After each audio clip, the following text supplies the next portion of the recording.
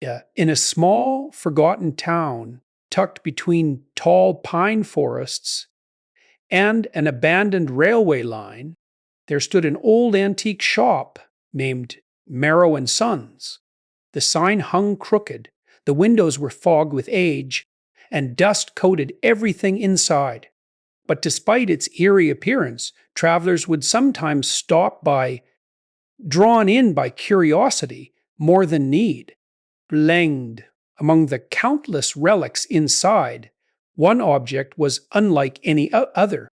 A mirror, tall, framed in black oak, carved with strange symbols and floral patterns that didn't quite look natural. The surface of the glass was perfectly clean, almost too clean compared to the rest of the shop. And most unsettling of all, a tiny brass plate on the frame read, the mirror that tells the truth. But that wasn't true. The mirror didn't tell the truth. It didn't reflect you at all. Daniel Cole, a Arsabat-year-old photographer and traveler, was passing through town while working on a project about abandoned places. After noticing the antique shop, he wandered inside looking for props or old furniture to photograph. Clem, the shop owner, an elderly man with pale eyes and a voice that sounded like dry leaves scraping together, watched him silently. Daniel's attention fell immediately on the mirror. It towered over him, elegant but unsettling. He stepped in front of it and froze. His reflection wasn't there. Instead of him, the mirror showed the same room, but empty. Same floors, same shelves, same dust-filled air. Just, no, Daniel. Daniel shook his head, blinked, stepped closer. Still nothing. Yeah, the old man said from behind him. You've noticed it. Daniel laughed nervously. Is it broken? Not broken, the shopkeeper replied. Just selective. Daniel turned. Selective? Planda. It doesn't show the living, the old man said, voice low. Only the ones who linger. And Daniel brushed it off as some antique shop gimmick. A fun story to increase the price. But the shopkeeper's expression didn't change. People who look into that mirror, he said, often learn something about themselves, something they weren't ready to know. Daniel raised a brow. Like what? The old man hesitated. You should leave it here. Some reflections are dangerous. But Daniel, curious, skeptical, adventurous, ignored the warning. How much? He asked. Not for sale, the owner said sharply. Daniel smirked. Everything's for sale. The owner stared at him for a long time, then finally whispered, fine. If you must take it, take it. But remember, if the mirror ever starts reflecting you, run. Daniel brought the mirror to the old cabin he'd rented nearby.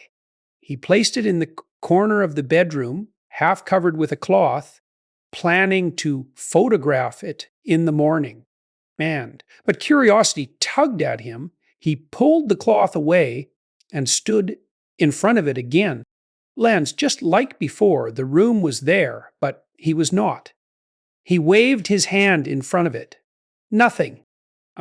Just empty space where he should be. Laughing at how creepy it looked, Daniel took a picture of the mirror with his phone.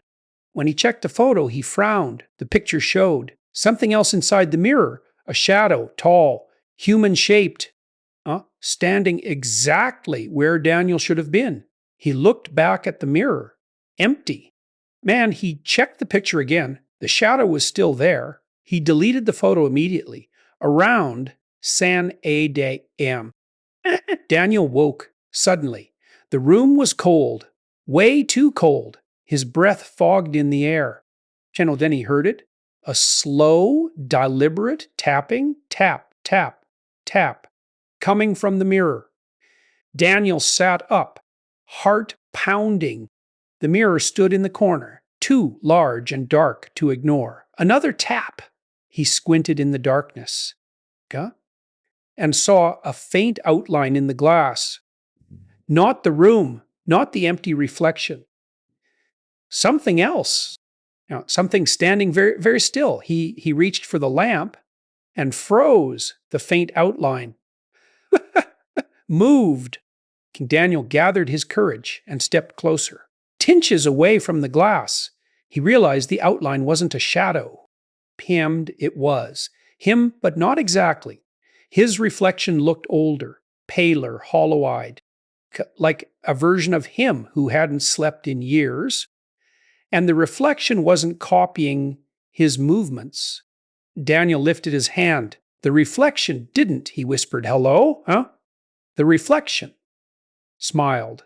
Daniel stumbled back in shock. Man! The mirror flickered. His reflection reached forward, pressing its palm against the inside of the glass. A crack formed across the mirror, then another and another. The reflection's smile widened unnaturally. Terrified, Daniel grabbed the mirror, intending to throw it outside. But as he touched the frame, a voice whispered, so close, it seemed to come from inside his own mind. No! Too late. You looked back. The glass pulsed like a heartbeat. Daniel dropped the mirror and stumbled away. The reflection stepped closer to the cracking glass from the inside, its face pressing against it like someone desperate to break free. Lenda, the last thing Daniel saw before running out of the cabin. Barefoot was his reflection's hand pushing through a widening split in the glass, and its voice whispering, "No, now I'll take your place." Okay. When the cabin owner came the next morning, Daniel's car was still parked outside. The door was open, Daniel's belongings untouched, but Daniel was gone. The only strange clue? The mirror lay in the corner, perfectly restored, no cracks, no damage.